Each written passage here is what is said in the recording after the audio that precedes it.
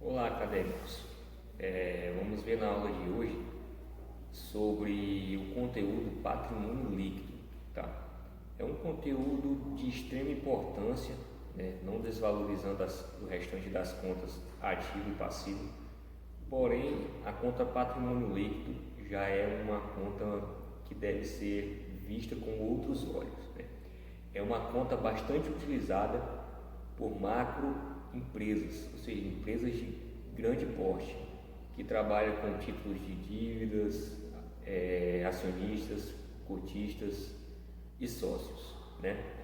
Vamos agora ver mais a fundo sobre essa conta patrimônio líquido, tá? Então, o patrimônio líquido ele é um grupo de contas formado por um valor contábil, né, pertencente a acionistas e cotistas. Então, nada mais é que um capital pertencente aos sócios, ou seja, toda empresa de grande porte, até mesmo algumas de pequeno porte, ela possui sempre sócios, né, acionistas ou cotistas, ou seja, investidores que investem em algum capital a integralizar pela organização e querem uma porcentagem em cima desse capital investido, né, baseado nos lucros que a empresa pode fornecer futuramente, né?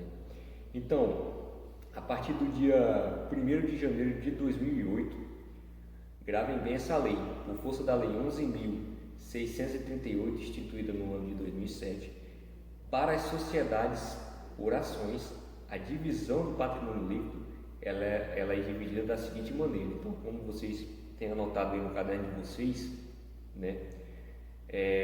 Capital social, reservas de capital, ajuste de avaliação patrimonial, lucros ou prejuízos acumulados, ações de tesouraria, reservas de lucros, né? Mas o que a gente vai ver mais no decorrer do curso é sobre o patrimônio líquido, capital social, reserva de capital, reservas de lucro ou lucros ou prejuízos acumulados, tá?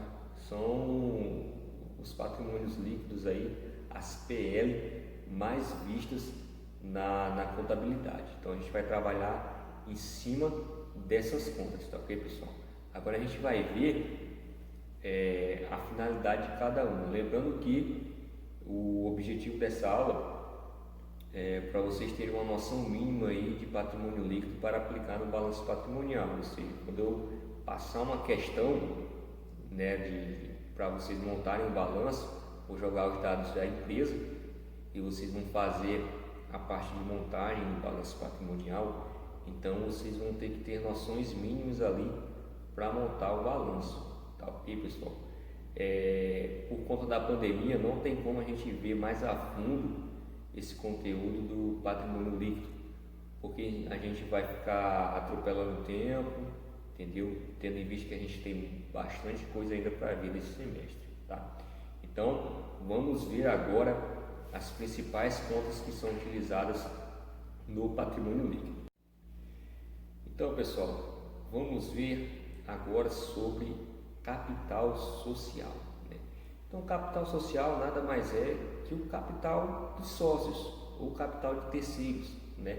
Nada mais é o capital de um investidor, né, que aplica certa quantia como um investimento inicial dentro de uma organização, ok? Então, é um capital que representa valores recebidos pela empresa em forma de subscrição ou por ela gerados. Quando eu falo subscrição, pessoal, é em forma de título de dívida, né, por parte da empresa. Ou seja, subscrição quer dizer que quando existe um sócio que põe esse capital, né, esse capital investido na empresa, que vai se integralizar futuramente, né?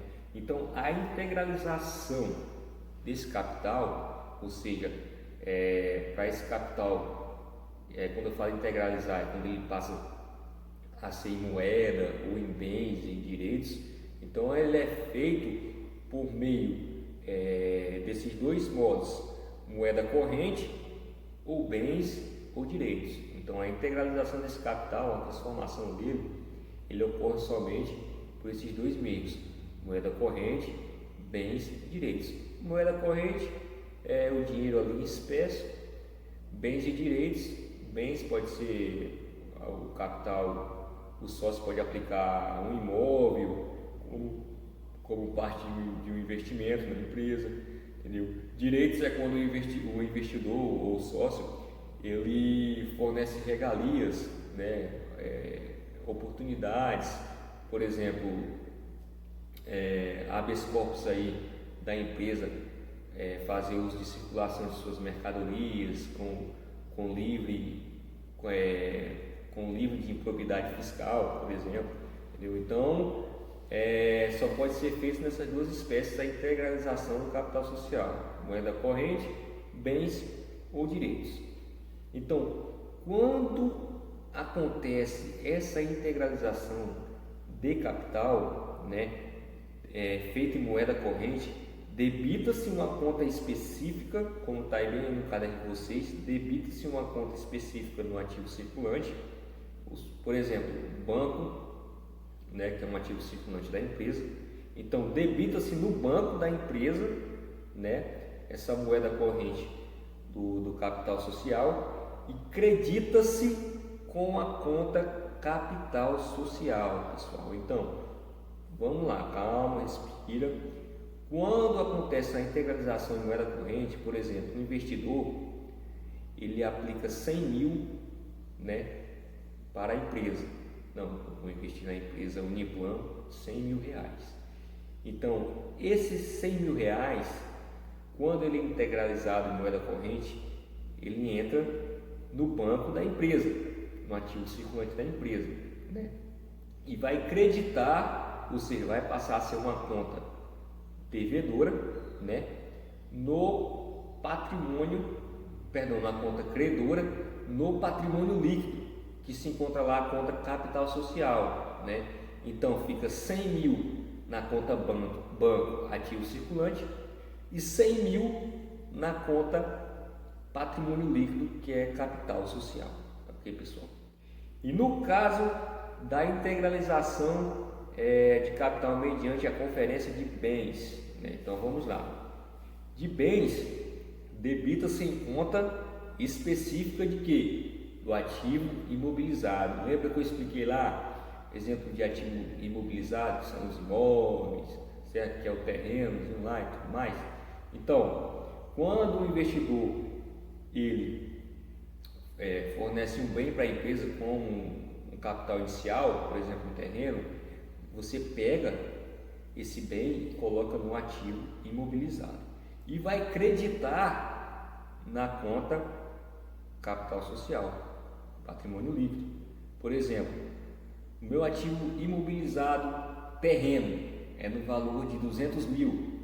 Então, debitou na conta ativo imobilizado terreno 200 mil, né? E vai creditar na conta capital social. Então, no capital social, na conta patrimônio líquido, você vai colocar lá os mesmos 200 mil. Tá ok, pessoal? Então, você já tem um discernimento aí de que na teoria o balanço patrimonial está em constante equilíbrio, né? Ou seja, debita-se em uma conta e automaticamente credita-se em outra. Tá ok, pessoal?